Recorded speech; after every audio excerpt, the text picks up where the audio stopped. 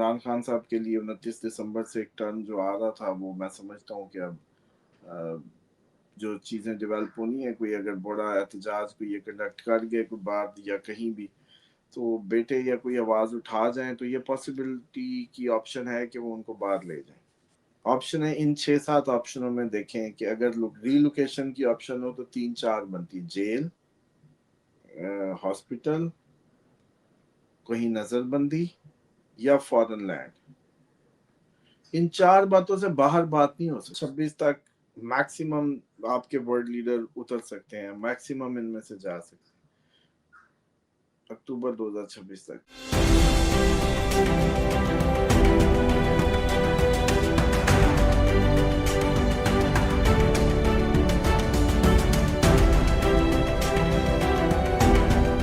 अस्सलाम वालेकुम, मैं हूं फलक शेख और आप देख रहे हैं फलक शेख ऑफिशियल। हमारे साथ मौजूद हैं मोहम्मद उसामा अली, किसी तारुफ के मुताज नहीं है। आप एस्ट्रोलॉजर हैं, इस्लामिक स्कॉलर हैं और बिजनेस कंसल्टेंट हैं। नाजरीन, आज इंपॉर्टेंट खबरें हैं जिस पर हमने बात करनी है। हमने देखा कि गुज़िश्ता रोज सुहेल अफरीदी पंजाब में आए और इस तरह की चीजें हमने सामने अपने देखी और दीगर मामलात पर भी चीजें आपके सामने आ रही हैं पीटीआई के हवाले से, क्योंकि उसामा साहब ने इमरान खान साहब के हवाले से जो डेट दी थी कि 29 दिसंबर तक मुश्किलात ही रहेंगी, हमने देखा कि मजीद मुश्किलात ही इमरान खान और पीटीआई के लिए नजर आई। लेकिन सुहेल अफरीदी जिस तरह आए और उनसे साफियों ने सवालात भी किए, उस पर भी पीटीआई की तरफ से तनकीद की गई कि जी ये सवाल हमसे कोई अच्छे और जायज नहीं किए गए। फिर साफियों से उन्होंने मुलाकात भी की, फिर इतवार को यानी कि आज वो वापस चले जाएंगे और इस तरह का उनका एक एहतजाज था जो उन्होंने शॉर्ट बेसिस पे किया। लेकिन जो लाहौर को जिस तरह उन्होंने कहा था कि लोग बाहर आएंगे लिबर्टी पे, जहाँ पे क्रिसमस ट्री भी लगाया था मरियम नवाज ने, वो जगह एहतजाज की पीटीआई हमेशा से रखती है। लेकिन उस तरह से लोग हमने पीटीआई के नहीं देखे। क्या पीटीआई का जोर खत्म हो गया है? यही नजर आ रहा है, जो दिखने में नजर आ रहा है। लेकिन उसामा साहब से इस पे पूछेंगे कि 29 दिसंबर क्या इंपॉर्टेंट डेट है। और उसके अलावा आपको पता है नाजरीन, यूक्रेन रशिया दोबारा से जंग बहुत ज्यादा हाइप क्रिएट कर गई है। ईरान और इसराइल के हवाले से भी जो खबरें आ रही थी वो भी आपको बताई। फिर अमेरिका के हवाले से बहुत खबरें आ रही कि टैरिफ लग रहे हैं और बहुत से मसले हो रहे हैं। मजहबी फसाद पे भी उसामा साहब ने जो हमें प्रेडिक्शनें दी वो भी साहब के सामने सारी पूरी हो रही हैं।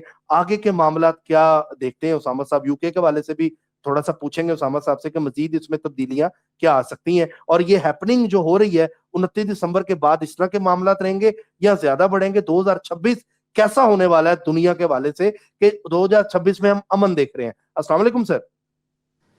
जी वालेकुम अस्सलाम, बहुत शुक्रिया। बिस्मिल्लाहिर्रहमानिर्रहीम, अल्हम्दुलिल्लाहि रब्बिल आलमीन, अल्लाहुम्मा सल्ली अला मुहम्मद व आले मुहम्मद। देखें, सबसे पहले तो जो इमरान खान साहब के लिए 29 दिसंबर से एक टर्न जो आ रहा था, वो मैं समझता हूँ कि अब जो चीज़ें डेवलप होनी है, कोई अगर बड़ा एहतजाज कोई ये कंडक्ट कर गए कोई बात या कहीं भी, तो बेटे या कोई आवाज़ उठा जाए तो ये पॉसिबिलिटी की ऑप्शन है कि वो उनको बाहर ले जाएं, बस। इसके अलावा अगर उनकी रीलोकेशन होती है, जगह चेंज होती है, तब भी एक बहुत बड़ी उनके लिए वो सेटबैक होगा। क्योंकि जैसे कल किसी प्रोग्राम में जिक्र हो रहा था, मैंने कहा सारे जिन तो इस्लामाबाद के दोस्त बने हुए हैं, इतना सदका खिलाया, इतने गोश्त खिलाया, इतना सब। तो इस हवाले से भी थोड़ा सा इम्पैक्ट होता है, एरिया वाइज भी इम्पैक्ट होता है। चीज़ें कुछ रास आते हैं, कुछ रास नहीं आते, वट एवर। तो बहरहाल इस टर्म में भी अगर देखा जाए तो इस्लामाबाद या पिंडी ये सूट कर रहा था। उसके बाद ये है कि रीलोकेशन उस तरीके से इतनी ज़्यादा पॉसिबिलिटी नहीं है। असल जो इसमें पॉसिबिलिटी जो होगी वो बाहर जाने की हो सकती है, अगर कोई सितारे या किस्मत जैसे कहते हैं, दो ऑप्शन हमेशा सामने रखे होती है। मतलब लोग इस बात को नहीं समझते कि हमें लगता है कि हम जैसे तकदीर के बहुत ज़्यादा बंधे हुए हैं, थोड़ा सा हमारे पास वैक्यूम होता है हमेशा। जैसे नियत करने का इख्तियार इस हद तक ज़रूर होता है कि ये मैं अल्लाह के लिए कर रहा हूँ या लोगों को खुश करने के लिए कर रहा हूँ। अच्छा काम तो कोई भी होता है, खाना पका के भूखे को खिलाया, अल्लाह के लिए या अपने लिए, अपनी टौर के लिए। इसी तरीके से किसी ने कोई नेक अमल किया तो दो रास्ते हमेशा। एस्ट्रोलॉजी भी ये बताती है कि हर घर, हर जो 30 डिग्री है या एक हाउस है, उसका एरिया है, उससे वाबस्ता कुछ चीज़ें हैं। मतलब 12वां घर अब एक्टिवेट है तो 12th हाउस सिर्फ जेल है, मतलब सिर्फ जेल ही नहीं है, आइसोलेशन, तन्हाई भी है, आखिरी जिंदगी के दिन भी हैं, फॉरेन लैंड भी है, फॉरेन इन्वेस्टमेंट भी है, बिस्तर पे जब आप लेटे होते हैं जो आने पे सुकून कर रहे होते हैं वो भी है, बेड भी है, स्पिरिचुअलिटी भी है, ख्वाबों की जो ख्वाबों का देखना भी है, ये सारा कुछ इकट्ठा होता है। अब इनमें हॉस्पिटल, हाँ हॉस्पिटल भी है, इसमें हॉस्पिटलाइजेशन भी है। तो अच्छा अब ऑप्शन है, इन 6-7 ऑप्शनों में देखें कि अगर रीलोकेशन की ऑप्शन हो तो 3-4 बनती, जेल, हॉस्पिटल, कहीं नजरबंदी या फॉरेन लैंड। इन 4 बातों से बाहर बात नहीं हो सकती। पॉइंट समझे? अब इन पे कोई हिकमत खुदा उनके लिए जैसे उनको आ जाए, कुछ समझ आ जाए, फैसले बंदे के अपने, तो वो जो भी फैसला, तो ये इस एंगल में वो किसी भी उसमें जा सकते हैं। बाकी ये है कि पाकिस्तान का जो पहला क्वार्टर है वो इतना अच्छा 2026 का आगाज नहीं होने जा रहा। इसमें बहुत ज्यादा चीजें हम पे इन्फ्लुएंस करने वाली हैं, बल्कि इसके मिड ऑफ जून से कुछ चीजें जाके कुछ अवाम पे, जैसे कहते हैं ना, कुछ सुस्ती तारी होगी, कुछ टिकी पड़ी होगी घरों में। अब वो अब पता नहीं जो जंग के नतीजे में होगी, कोई बीमारी आई पड़ी होगी, क्या ऐसा आया पड़ा होगा कि जून में ये सारे सुस्त हुए पड़े होंगे या घरों में कैद होंगे या बैठे होंगे। एक तो ये है, इंडिया पाकिस्तान तो दोनों, वबा भी, ईरान भी, वबा ईरान वबा भी हो सकती है। भी, यस। अच्छा, उसके दिन भी शुरू के दिन है वबा के, हमने लगा मेरे ख्याल प्रोग्राम भी तो किया था कि वबा के दिन भी आ सकते हैं पहले पहले। जी जी। तो जून तक ये सूरत हाल है। तो अगर इसका ओवरऑल सिनेरियो देखा जाए तो ऐसा लगता है कि कुछ ऐसा होगा जिसके नतीजे में ऐसा हो जाएगा, कौम सुस्त हो, घरों में कैद हो, घर में निकल ना सकती हो, या वैसे इतनी खुशहाल तो हो नहीं सकती कि भाई इनके कोई तेल के कुएं निकल आए पाकिस्तान में। तो डेफिनेटली या कोई वबा है या कोई जंग है, जंगें बनी पड़ी हैं, उस तरह की कुछ होता है, या कोई दहशत गर्दी गली गली होने लग गई है, हर तरफ धमाके होने लग गए, हर गली में बंदे मर जाते हैं जी, ऐसे कोई सीन क्रिएट हो गए, ऐसी कोई सूरत हाल हो गई, ये हो सकती है। तो ये ओवरऑल इस तरह का सीन जो है ना वो बनता है पाकिस्तान और इस सारे खिते में। इंडिया में भी सेम यही होगा सर। जी, इंडिया ईरान, पाकिस्तान, अच्छा सारे एग्री और बड़ी आबादियों के मुल्क, ज़रई और बड़ी आबादियों के मुल्क।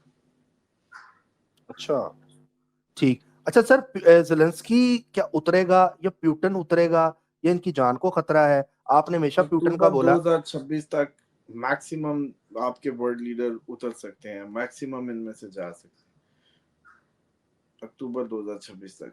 ये अक्टूबर 2026 का साल 2-3 तरीकों से, कई लोगों के उतरने का, कई लोगों के जाने का, बहुत ज्यादा हाई लीडरशिप, और कई मुल्कों की जमीन कब्जे में आने का। अच्छा सर, मेरा आपसे ये सवाल है कि कुछ खबरें ये भी आ रही थी कि सब कॉन्टिनेंट पे चाइना इंडिया के कुछ जगहों पे कब्जा कर सकता है। तो चाइना तो कब्जा कर रहा था, ये खबरें भी आ रही थी, क्या प्रॉपर तरीके से कब्जा हो जाएगा इंडिया की जमीन पे? सिर्फ एक नहीं भाई, सारे कब्जे होंगे। आप हो सकता है अफगानिस्तान में घुस जाए, इंडिया बांग्लादेश में घुस जाए, चाइना इंडिया में घुस जाए, चाइना ताइवान, इसी तरीके से ईरान कोई अपने किसी साथ शाम में घुस जाए, इसराइल शाम में घुस जाए, सऊदीया यमन में घुस जाए, मतलब इस तरह से कई मुल्क जो है, और रशिया यूक्रेन से किसी और मुल्क में घुस जाए, इस तरह से होंगे मामला। मतलब कब्जे होंगे, क्योंकि रशिया तो कब्जा कर रहा है यूक्रेन के ऊपर अब पूरी तरह से, और प्यूटन का ये करेगा, बयान भी आया। अभी टिका के मजीद कर होगा? लेगा। अच्छा सर, यूके पे भी कब्जा होगा? नहीं, अब यूके की बात नहीं हो रही, जिधर ऑलरेडी फौजें सींग फसाई करी हैं उधर की बात ठीक हो गया। अच्छा, दूसरे ये भी बताइएगा कि आगे जो 2026 है, ये पहले जो 6 महीने आपने बता दिए कि इस तरह के इंपॉर्टेंट है, दुनिया के हवाले से आप कैसा देख रहे हैं? क्या नई चीज होगी जो 2025 में नहीं हुई और 2026 में हम देख सकते हैं? है। बट कब्जे ही नहीं हुए दुनिया में जमीन पे। जो 2026 कब्जों का साल है, इन्वेजन्स का साल है, फौजों के दूसरे मुल्कों की जमीनों पे घुसने का साल है। एक तो ये होगा, दूसरा तुर्की की जंग में आने का साल कह सकते हैं, तीसरा दुनिया में एक बहुत बड़ी कोई इस तरह की दोबारा पैराडामिक सिचुएशन बन सकती है इन बिटवीन इसी टाइम। तीसरा ये जो, क्योंकि जुपिटर इसमें भी बड़ा तेजी से मूव कर रहा है, टिक नहीं रहा अभी, मतलब रेट्रोग्रेशन खत्म करके वो डायरेक्ट होगा मार्च में कहीं, ابھی مارچ میں وہ ڈائریکٹ ہو کے کچھ فائدہ دینے لگا تھا تو پھر کینسل میں فوراً چلا جائے گا جون میں، پھر اکتوبر نومبر میں لیو میں. مطلب یہ جو جمپ ہے نا اتنا نہیں ہوتا جتنا جوپیٹر بھاگا پھر رہا ہے. اس سے تو یہی لگ رہا ہے کہ بار بار ریلیجیسلی اور وزڈم اور یہ بے وقوفانہ فیصلے چیزیں بڑے کنیکشن اڑ رہا ہے جس سے غلطیاں زیادہ ہوں گی، با حکمت کام کم ہوں گے. اس کی بار بار موومنٹ زندگیوں کو بہت تیزی سے اچھال رہی ہے جیسے، تو یہ کافی زیادہ وہ. اچھا سر، کچھ لوگ یہ بھی کمنٹس کرتے ہیں کہ ہم نماز کی پابندی کرنا چاہتے ہیں لیکن ہو نہیں پاتی، ہمارا دل کرتا ہے پڑھنے کو لیکن کوئی چیز روکتی ہے، اس کے لیے بچوں کو کیا تنقید کی جائے؟ اور گھر میں میاں بیوی میں بہت زیادہ جھگڑے بہت زیادہ عام ہو گئے ہیں، اس کے اوپر بھی روشنی ڈالیں، کچھ بتائیں دیکھیں کہ جو ڈیورس اس میں ریشو کم ہو.